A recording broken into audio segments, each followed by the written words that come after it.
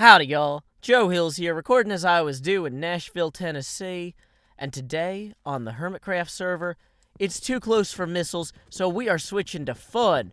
And by missiles, I mean things that are written. You can look up how to spell that later. And by fun, I mean the other day I wrote me a horror story, and some of you guys liked it. And some of you guys liked that I tried to avoid all sorts of cliches. Well, let me tell you something. Avoiding cliches will only get you so far. Sometimes you have to embrace cliches. And so that's what we're going to do today. I'm just going to hop up here on my World War II bomber World War I bomber / writing studio. And I am going to begin work on my new, super incredible, super awesome Hermitcraft ghost story. It was a dark and stormy night. And generic B was driving his VW53 Beetle home from the cemetery,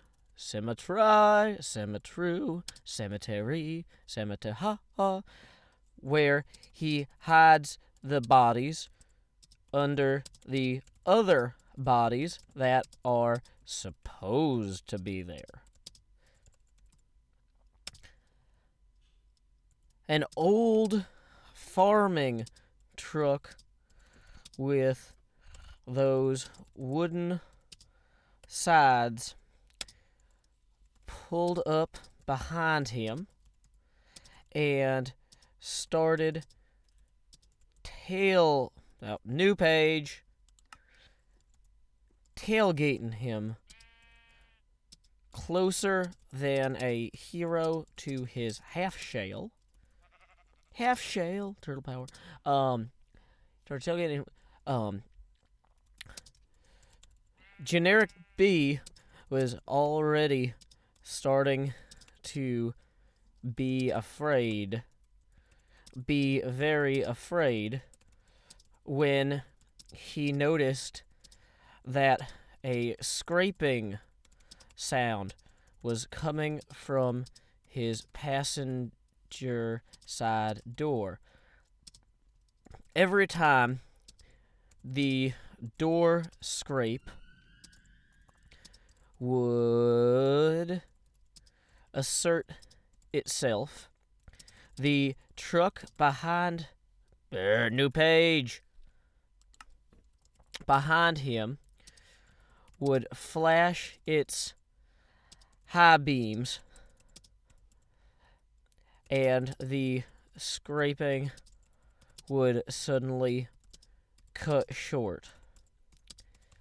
Generic B's skull was super full of fright at this point. And let's see, what do we want to do with this? Let's have him run out of gas. And he grew even more frightful upon realizing he was out of gas. He coasted to the side of the road, right in front of the new page, entrance to the mansion of old Mr. Body, who was allegedly killed in the drawing room with a wrench by Colonel Mustard. And as he pulled off the... let's just... New sentence. That sentence is pretty good. He goes to the side of the road in front of the entrance to the mansion of old Mr. Body, who was allegedly killed in the drawing room with a wrench by Colonel Mustard. The truck flew past him.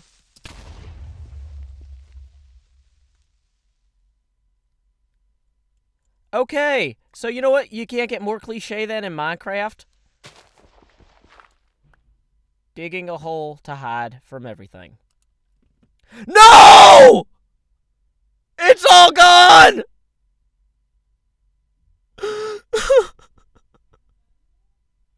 It's all gone! That creeper might not have destroyed my heart, but it destroyed my spirit. Okay. Here's how we're going to play this, guys. There are lots of manuscripts where the first part's missing. Dead Sea Scrolls. We don't know what happened before God said, "Let there be light." You know, there might have been this whole other side of the story. Whatever. Okay, everything's cool. Where were we? Okay, Generic B had just pulled off the side of the road. Continued from the other lost manuscript. Okay.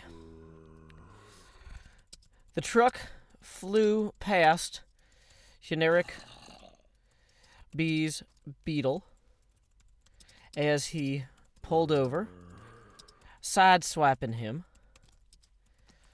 and forcing his car into a ditch. The driver, let's see.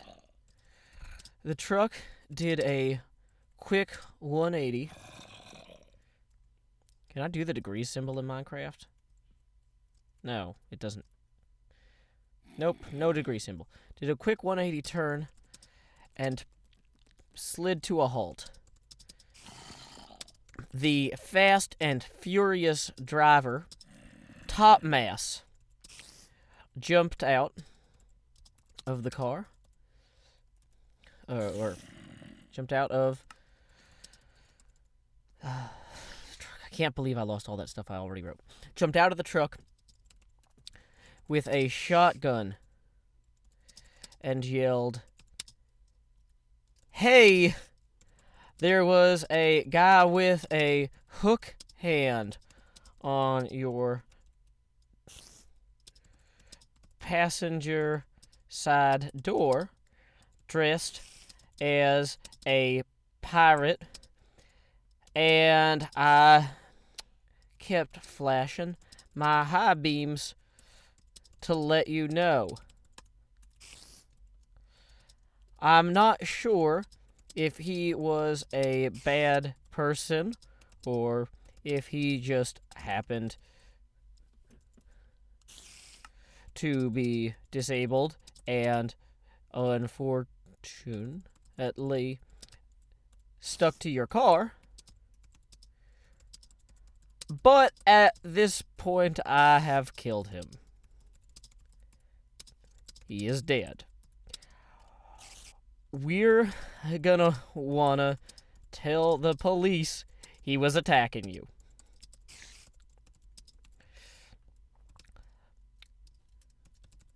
Generic B, oop, no new line there, looked at Topmass and said, "Hey, buddy." Bleh. Unfortunate capitalization. Whoa, extra letter. Writing is hard. When you do real writing, you just throw all the ideas on the page and you edit later. I'm trying to, do something for you guys here. Anyway, I looked at Topmass and said, "Hey, buddy." Don't want to actually end that quote there. Let's see. I already know how to hide the bodies of the folks I kill while invisible. Why don't we just dump this pirate guy with those? So the two returned toward the cemetery as the moon rose. Howls filled the air, as did the creepy laughter of children. Some creaky door noises and the whirring of a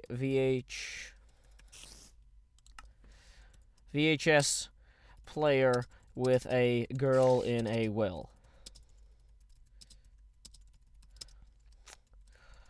Noisy air we're having today, remarked Generic B. It's so fun just making up stupid stories. Like, I know that I could never sell real stories like this, guys, but this is fun. I like writing things that are actually well received, and I know that this won't be, but it's a fun exercise. Anyway, so I hope you're having fun too. Noisy air we're having today, remarked Generic B. Top Mass assented. When they arrived at the cemetery, they had to sneak the body over the fence because the gates were already closed.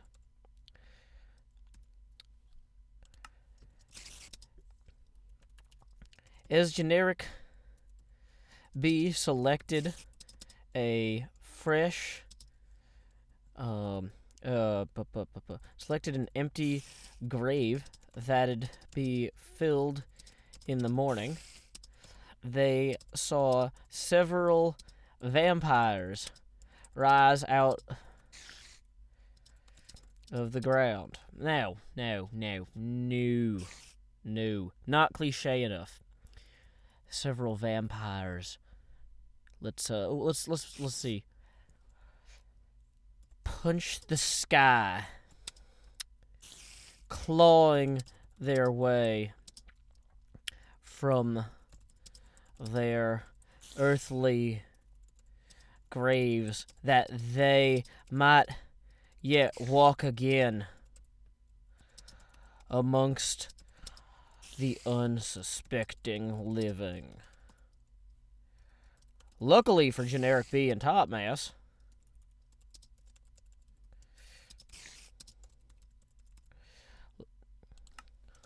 Ori the Vampire Slayer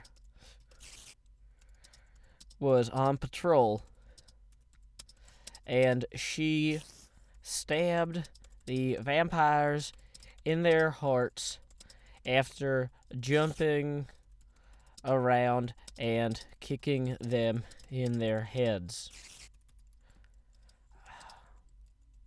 a few times.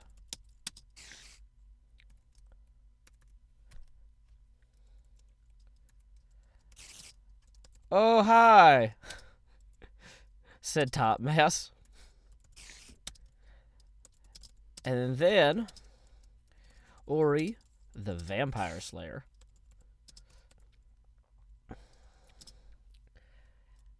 let's see. So there's a lot of ways that you can do dialogue. Our goal here is to create the most absolutely wooden dialogue possible. Oh, good. And now it's raining in the game. I'm glad I'm hiding in a hole. So that was a good plan. Okay. And then Ori the Vampire Slayer inquired about the body they were burying. Let's see. What's a good classic horror fiction response to this sort of thing? Now, you've got this situation where you got somebody who kills vampires, you got somebody who hides bodies, and somebody who drives a truck and sometimes kills people with it. And they're all together. And so Top Mass needs to play this cool, right? He needs to just be like, "Oh, I've got this. This is fine."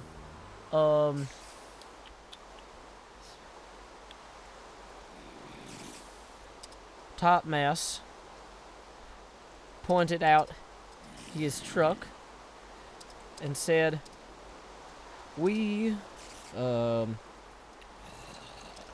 work for the hospital in medical waste disposal. Yes, that's exactly. Wow, we with a Q. Don't want to backspace that far. This guy was turning into a zombie and attacking people. So we did what we usually do and pulverized his head and buried him in someone else's grave.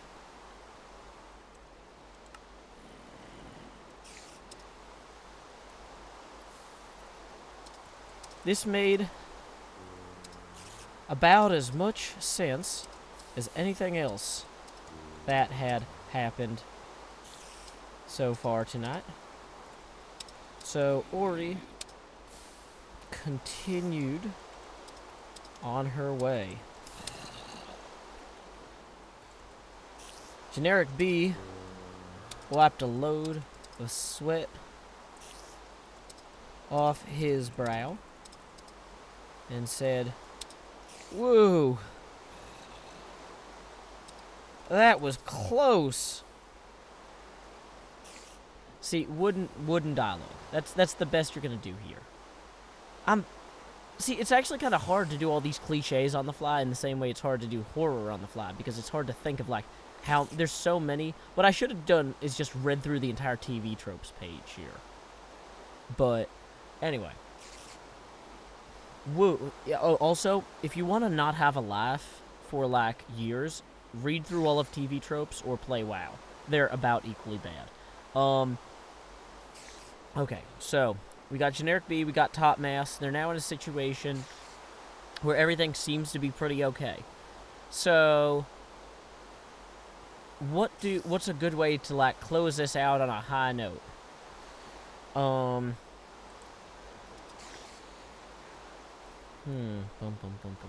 You could do the whole Speed Racer thing with, like, the big belly laugh, and that's kind of okay, but it's not necessarily a complete horror cliche. It's just kind of, I don't know, almost weak. Now, or you could do something where they get attacked by... Oh, actually, no. But it wasn't close at all. Because they hadn't actually destroyed the brain. Oh, new page. Best text editor ever. The bride. The brain of the pirate guy with the hook merely smashed his body with their car, or with a truck, and it turned out that he really did have quite an advanced case of the zombie. Quite an advanced case of the zombies. So he bit them both, and everyone died. Is there a good word that rhymes with happily that has to do with blood? Bappily, clappily, dappily, mappily, nappily. And then they ate pizza and lived nappily ever after. Yeah, no. So he bit them both and everyone died. And there was a big problem with that. When they eventually made it into a population center and bit more people, and eventually there were rumors that Atlanta was the last safe place for humanity, but that was just a clever lie. Everyone died. The end! Sign it. And the name of this book is Cliché. Oh, wait. No, I can't do the alt. It won't let me do the weird alt-y. Dang it. Cliché Horror Part 2. Well, Can I say 2 of 2? No, there's not. Okay, so we're just going to call this Horror 2 of 2. Awesome. So now I'm still buried underground, and there's spiders and rain. So that might have been a bad idea. Okay. So, well, this is bad. I know I have a chest buried somewhere along here that I put my extra stuff in before I started this episode that I wasn't going to show you because that's like kind of behind the curtain type stuff. Wow, it's super dark in here.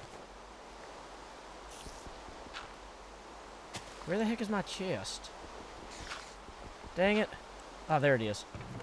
Okay, so we are just going to take all this stuff and we are going to make a mad dash back to the spawn. Because, woo!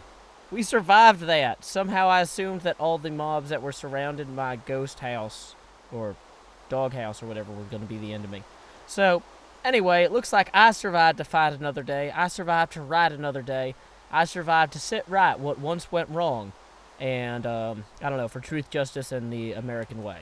So, until next time, y'all, this is Joe Hills from Nashville, Tennessee.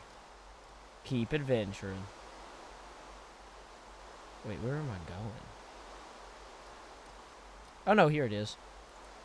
Yay, it's the village where the people go. One of them's dressed as a cop, and another one's as an Indian chief, and a construction worker.